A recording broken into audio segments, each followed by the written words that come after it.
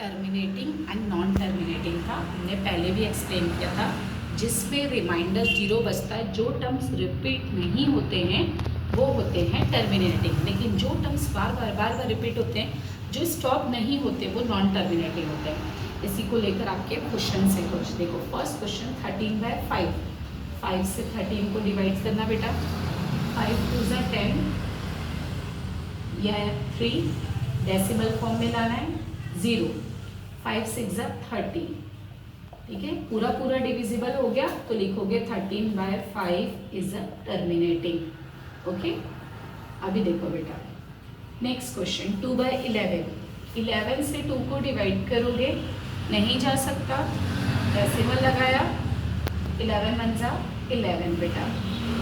Again 9 बचा, 11 8 ज़ा 88, okay. 2 बचा, फिर वही टर्म्स क्या होगा देखो 20 आएगा, बार बार रिपीट होगा जिसका स्टॉप, तो इसको बोलते हैं 2/11 इज नॉन टर्मिनेटिंग। जो स्टॉप नहीं हो रहा है, कंटिन्यू क्या हो रहा है बेटा, रिपीट होते जा रहे हैं। नेक्स्ट वन है 29/11, देखो यहाँ पे 29/16, तो 16 1 ज़ा 16 बेटा। देखो इस तरह से रिमाइंडर आया, तो यहाँ पे डेसिमल 16 के टेबल में 130 से लेस देन क्या आता है, आप करके देखो 128 आता है 8 टाइम में, है ना। तो अभी रिमाइंडर क्या बचा 2, अगेन जाएगा, डेसिमल लग चुका है, 16 1 ज़ा 16 बेटा। फिर 4 आया बेटो 0, 16 2 ज़ा 32 बेटा।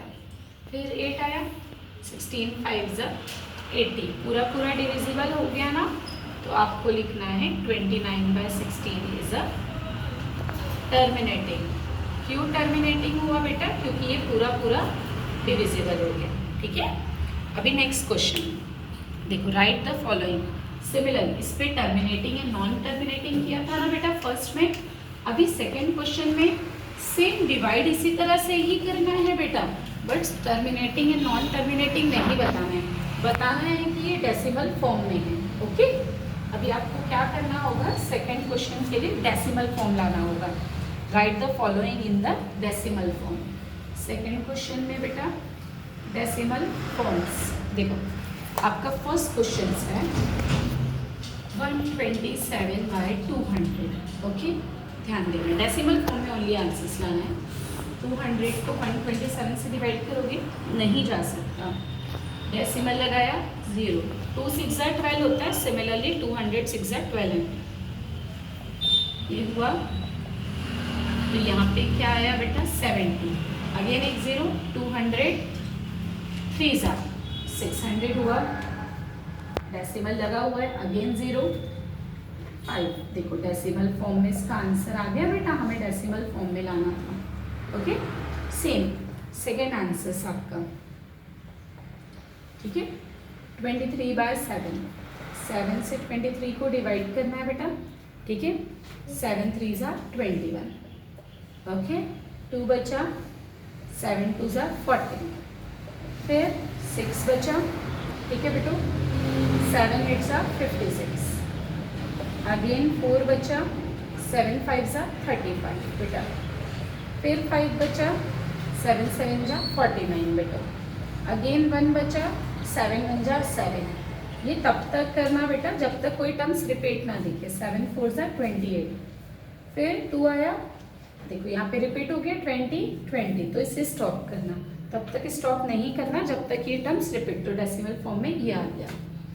नेक्स्ट थर्ड वन में बता रही हूँ, नेक्स्ट 2 क्वेश्चन फिर आप लोग होमवर्क करोगे, ठीक है। ये है आपका 17/8, देखो बेटा 8 से 17 को 8 2 ज़ा 16, 1 बचा, 8 1 ज़ा 2, 8 2 ज़ा 16, फिर अगेन 8 5 ज़ा 40, इस तरह से ये डेसिमल फॉर्म में आंसर आ गया, ठीक है। अभी ये 2 क्वेश्चंस थे। नेक्स्ट क्वेश्चन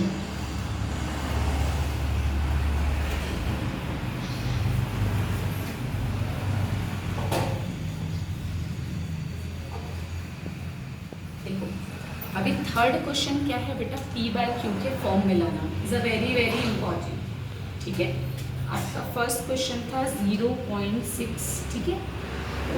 सिंपल मैथड बता रही हूँ आपको, एक 0.6 तो पहले ले लेना, let x is equals to, इसका मतलब होता है टर्म्स रिपीट रिपीट रिपीट, हमने ले लिया। ध्यान देना डेसिमल के बाद अगर 1 डिजिट है तो बोथ साइड मल्टीप्लाई बाय 10 करना है, ठीक है, both side multiply by 10, okay.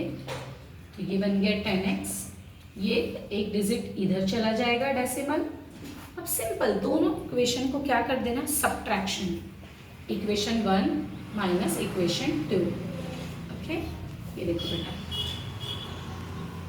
ये हुआ 10 में से बन गया 9, देखो यहाँ पे सब्ट्रैक्ट, डेसिमल के पहले 6 है और 0, तो सिर्फ 6 बचेगा। देखो दोनों डिजिट सेम है ना बेटा, तो पूरे 0 0 हो जाएंगे, लिखने की ज़रूरत नहीं है।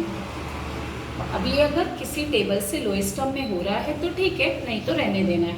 3 2 ज़ा 6, 3 3 ज़ा 9, तो इसमें x की वैल्यू क्या आ गई बेटो, 2/3। एक और क्वेश्चन आपको मैं बता रही हूँ, बाकी 2 क्वेश्चन होमवर्क रहेंगे सेम। सेकेंड क्वेश्चन है 0.37, देखो बेटा इसमें क्या चेंजेस है, 2 डिजिट्स है, तो लेट x तो लोगे बेटा, दोनों डिजिट क्या होंगे, रिपीट होते जाएंगे, ठीक है। अब मैंने बोला था अगर 1 डिजिट है तो हम बोथ साइड 10 का मल्टीप्लाई करते हैं, 2 डिजिट है तो 100 का multiply, both side multiply by 100,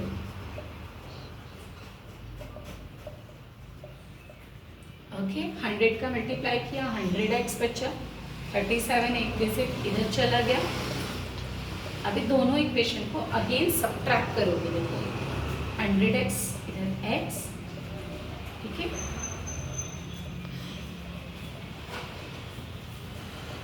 subtract किया, ये आया 99x, और यहाँ पे ओनली 37, बाकी सब तो 0 हो जाएंगे बेटा, तो x की वैल्यू 37/99, ये दोनों डिविजिबल नहीं है, तो यही आपका क्या है आंसर।